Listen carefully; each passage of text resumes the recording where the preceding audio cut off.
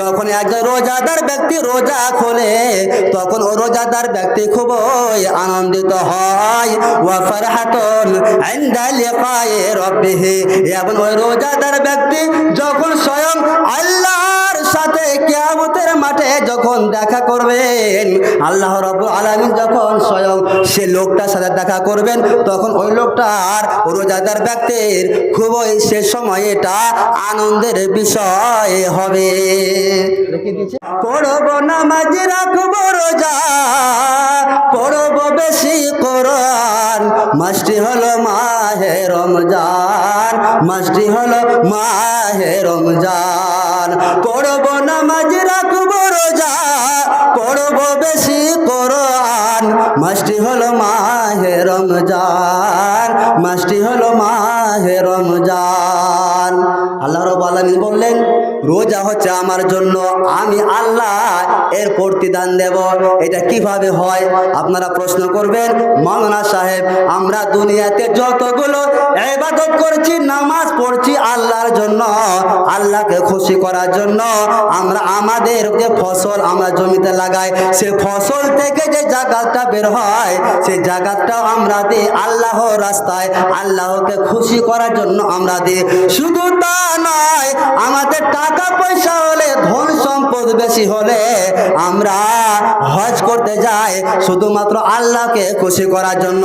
কিন্তু কেন কেন কেন এখানে আল্লাহ বললেন ফাইন্নাহু লি আস-সাওমু লি ওয়া আনা আজজি বিহি, রোজা হচ্ছে আমার জন্য, আমি আল্লাহ এর প্রতিদান দেব।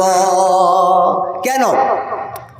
নামাজ এমন একটি ইবাদত, সালাত এমন একটি ইবাদত, যে ইবাদতটা লোক দেখানো হয়ে থাকে না। আপনি বাড়িতে রয়েছেন, আপনার বাড়িতে মেহমান এসেছে, এবার আপনি মনে মনে ভাবছেন দেখা গেল ওই মেহমানটা নামাজ পড়ে, আপনি ভাবছেন নামাজ যদি না পড়ি তাহলে মান সম্মানটা যাবে, তাই তো? তো আপনি ওই লোকটাকে খুশি করার জন্য আপনি মসজিদে আসতে পারেন, এটা এক নম্বর। দ্বিতীয় নম্বর আরও ব্যাখ্যা হচ্ছে, ধরে নিন যে আপনি মসজিদে আসছেন, কেন আসছেন? নামাজ যদি না পড়ি, এখন তো বয়স হয়ে গেল, 30+ বয়স, 40+ বয়স, নামাজ যদি না পড়ি তাহলে গ্রামের সর্দার মডলেরা কি বলবে? মান সম্মান থাকবে না? মান সম্মান থাকবে না, নামাজটা পড়তে হবে। এরকম নিয়তে আসতে পারে কি পারে না? আসতে পারে না? আসতে পারে, তাই তো? সবারই আসবে না, আকসার এরকম নিয়ত আসতে পারে। কিন্তু আপনার রোজা এমন একটি ইবাদত, যেই ইবাদতটা শুধুমাত্র আল্লাহকে খুশি করার জন্য হয়ে থাকে না? আপনি রোজা রেখেছেন, আপনি যদি ইচ্ছা করেন যে আমি ঘরের কোণাতে সুন্দর করে মাছ দিয়ে ভাত খাবো, গ্রামের সর্দার মোড়ল কেউ জানতে পারবে যে কালু রোজা রাখেনি? জানতে পারবে না? আপনি খেয়ে নিলেন, আপনি বাজারে গিয়ে সিগারেট খেয়ে নিলেন, আর সামনে এসে মুখ শুকিয়ে বলছেন যে রোজা আছি না খেয়ে আছি, অথচ আপনি খাইছেন ভাতে দিকে। এরকম হতে পারে কি পারে না? তো রোজা শুধুমাত্র করা হয় কাকে খুশি করার উদ্দেশ্যে? জোরে বলুন, কাকে? একমাত্র আল্লাহকে, আল্লাহ রাব্বুল আলামিনকে খুশি করার জন্য করা হয়ে থাকে। আপনাকে একটা কথা বলি, আমি একদিন ভাবছিলাম এই সম্পর্কে যে মানুষেরা রোজাটাকে এমনভাবে বড় হিসাবে দেখে যে রোজাতে যদি আমরা বলে থাকি রোজা অবস্থায় যদি গালি দিই তাহলে রোজা মনে হচ্ছে ভেঙে যাবে, বলে কি বলি না? যদি ঘুষ দিই কাউকে রোজা ভেঙে যাবে, রোজা হবে না। তো আপনি ঘুষ দেন না, যে ঘুষ যদি দিতে হয় তো রমজান মাসের পরে ঘুষ দিব, এরকম মনে হয় কি হয় না? তো আমার কাছে কথা হলো, রোজাটাকে আপনি এত বড় যে ভাইটাল হিসেবে নিলেন, একটা সত্যিকারী মানুষ যদি ওই 11 মাস যদি ভাবতো যে হায় আল্লাহ তুমি তো ওই আল্লাহ যে আল্লাহ রমজান মাসে ছিলে, তাই তো না? আল্লাহ পাল্টে যায়, 11 মাস যখন শুরু হলো তখন আল্লাহ পাল্টে গেল নাকি? ওইটাই আল্লাহ। তাহলে ওই আল্লাহকে খুশি করার জন্য রমজান মাসে আপনি সব কিছু ত্যাগ করে দিলেন, সব কিছুই চুরি করা ছেড়ে দিলেন, সিগারেট খাওয়া ছেড়ে দিলেন রোজা অবস্থায়। আপনি ফের বলছেন মুখের ভাষা খারাপ করলে রোজা ভেঙে যাবে, আপনার ফের এটাও ব্রেনে আছে। কিন্তু রমজান মাসের পর যখন ফের শুরু হলো তখন আপনি সব কিছু ছেড়ে দিলেন। তো ওই মানুষটাই যদি 12 মাস যদি ওরকম মন মানসিকতার যদি নিয়ে চলে তাই ওই মানুষটা অবশ্যই সাকসেসফুল হবে। যেটা বলছিলাম যে রোজার প্রতিদান এই যে নেকি ফেরেশতারা লেখেন না, 11 মাস ফেরেশতারা লেখেন, কিন্তু এক মাসে আল্লাহ রাব্বুল আলামিন স্বয়ং লেখেন। বলুন সুবহানাল্লাহ। ফেরেশতারা লেখেন না, লিখতে পারবেন না। কতটা নেকি দিবেন আল্লাহ, ফেরেশতারা লিখতে পারবেন না বলে আল্লাহ বলছেন না আমি লিখব। আমার বান্দারা আমাকে খুশি করার জন্য এরা রোজা রাখছে, ফলে আমি আল্লাহ এদের প্রতিদানটা এরা যা পাবে আমি সেই নেকিটা লিখব। তারপরে নবীজি আমার বলছেন, হে আমার উম্মতিরা শোনো, লিসাইমে ফারহাতান, একজন রোজাদার ব্যক্তির দুটো খুশির বিষয়। রোজাদার ব্যক্তিরা রোজা অবস্থায় তারা যে আনন্দ পায়, এক নম্বর হচ্ছে ফারহাতুন ইনদা ফিতরিহি, যখন আমরা সবাই মিলে মিশে যখন একই জায়গাতে রোজা ইফতার করি। উদাহরণস্বরূপ আজকে আমরা প্রধান সাহেবের আদেশানুসারে, প্রধান সাহেবের নেতৃত্বে আমরা আজকে এত বড় একটা আয়োজন করতে পেরেছি। শুধু আয়োজন না, তিনি আমাদের সব কিছু বহন করেছেন। আল্লাহ গো তিনি উদ্দেশ্যকে পূরণ করে দিও, হে পরওয়ারদিগার আলম তিনি শরীরকে সুস্থ রাখিও। সেই নেতা এমন একজন নেতা, যে নেতার মাধ্যমে আজকে আমরা সবাই জালালপুর মানুষের, শান্তিপুরের মানুষেরা, আরো অন্যান্য দূরের মানুষেরা সবাই এক জায়গাতে বসে যখন আমরা রোজা ইফতার করছিলাম, সত্যিকারে আপনাদের আনন্দ মনে হচ্ছিল হয় নাই? আমার এতটা আনন্দ মনে হচ্ছিল যে আমার মুখ থেকে মনে হয় একবার হাসি উজ্জ্বল, হাস্য উজ্জ্বল সে রূপটা আমি দেখতে স্বয়ং পাচ্ছিলাম। আল্লাহ রাব্বুল আলামিন নবী মুহাম্মদ সাল্লাল্লাহু আলাইহি ওয়াসাল্লাম ওই কথাটা বলছেন, হে আমার উম্মতিরা শুনো, রোজাদার ব্যক্তির দুইটা হচ্ছে আনন্দের বিষয়। ফারহাতুন ইনদা ফিতরিহি, যখন একজন রোজাদার ব্যক্তি রোজা খোলে তখন ও রোজাদার ব্যক্তি খুবই আনন্দিত হয়। ওয়া ফারহাতুন ইনদা লিকায়ে রাব্বিহি, এবং ওই রোজাদার ব্যক্তি যখন স্বয়ং আল্লাহর সাথে কিয়ামতের মাঠে যখন দেখা করবেন, আল্লাহ রাব্বুল আলামিন যখন স্বয়ং সে লোকটার সাথে দেখা করবেন, তখন ওই লোকটার রোজাদার ব্যক্তির খুবই সে সময় এটা আনন্দের বিষয় হবে। রেখে দিয়েছে এনামুল হক, কোথায় বাড়ি? এর মধ্যে নাকি তো চলে যাচ্ছেন নাকি? যাক, এনামুল ভাই আমার 500 টাকা দান করেছে। হে পরওয়ারদিগার আলম, যে উদ্দেশ্যে যে নিয়তে তোমার বান্দা তোমার মসজিদকে বানানোর জন্য 500 টাকা দান করেছে, আল্লাহ উদ্দেশ্যকে পূরণ করে দিও। হে পরওয়ারদিগার আলম, পরিবারকে তুমি শান্তিতে সুখে রাখিও। হে পরওয়ারদিগার আলম, যদি পরিবারে কেউ অসুখ বিসুখ থাকে, আল্লাহ অসুখ বিসুখকে দূর করে দিও।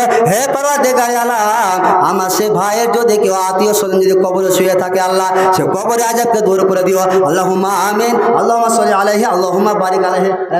আব্দুল হোসেন ছেলে, মুলবি আব্দুল হোসেন ছেলে, মুলবি আব্দুল হোসেনের ছেলে, আব্দুল হোসেনের ছেলে 500 টাকা দান করেছে।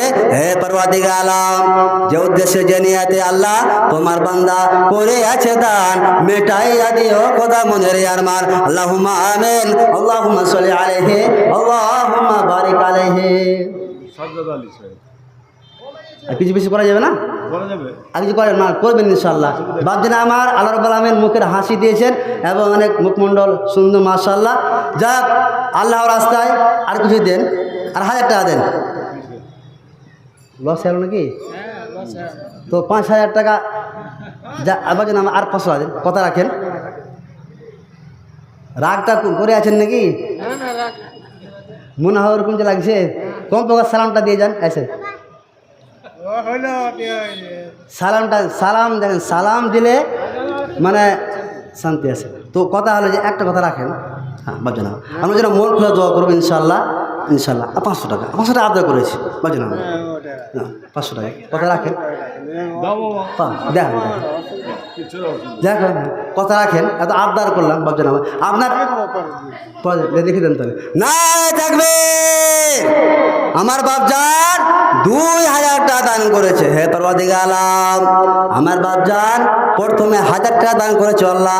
হে পরওয়ারদিগার আলাম, তোমার ঘরকে বানানোর জন্য আমি যখন আবদার করলাম আল্লাহ, তোমার বান্দা 1000 টাকার হাতে দান বাড়িয়ে দিয়েছে আল্লাহ। হে পরওয়ারদিগার আলাম, যে উদ্দেশ্যে যে নিয়েছে আল্লাহ, তোমার বান্দা করিয়াছে দান, মিটাইয়া দিও খোদা মনের আরমান। আল্লাহুম্মা আমিন, আল্লাহুম্মা সাল্লি আলাইহি, আল্লাহুম্মা বারিক আলাইহি।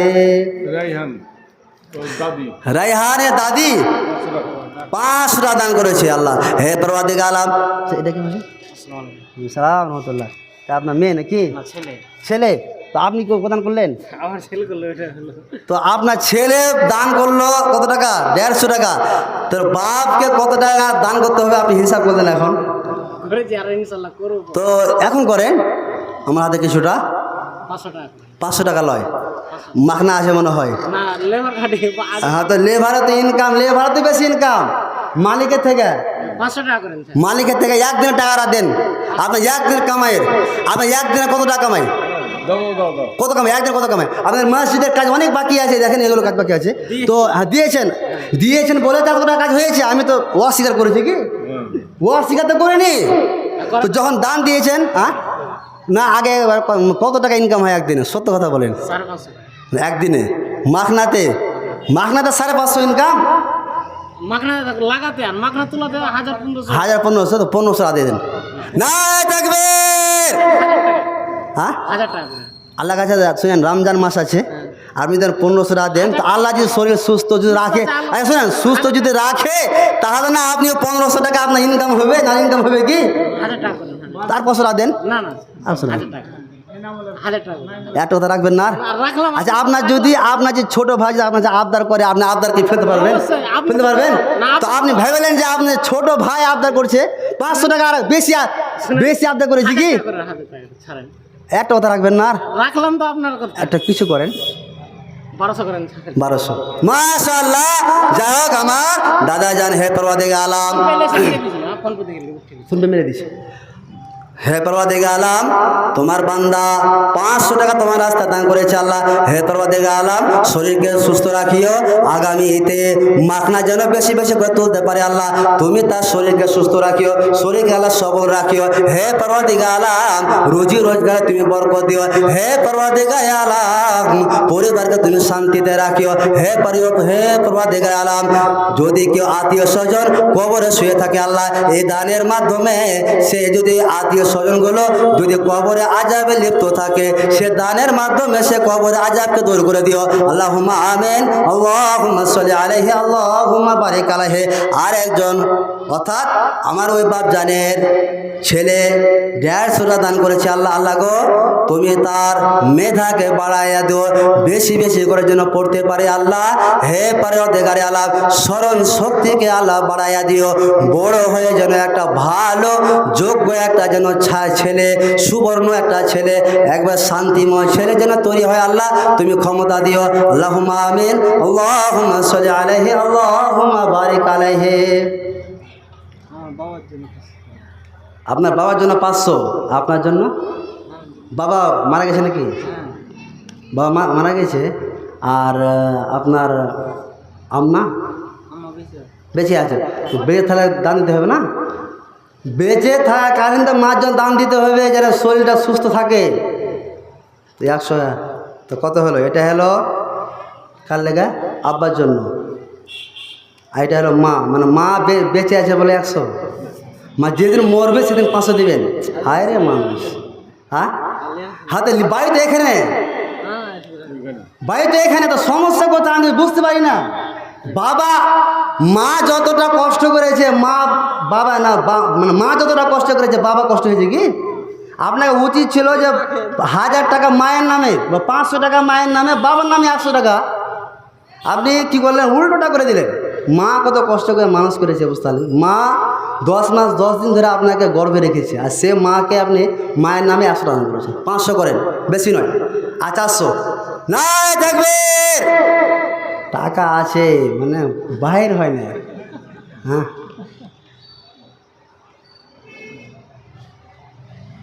পাঁচশো মনে হচ্ছে লস হয়ে গেল।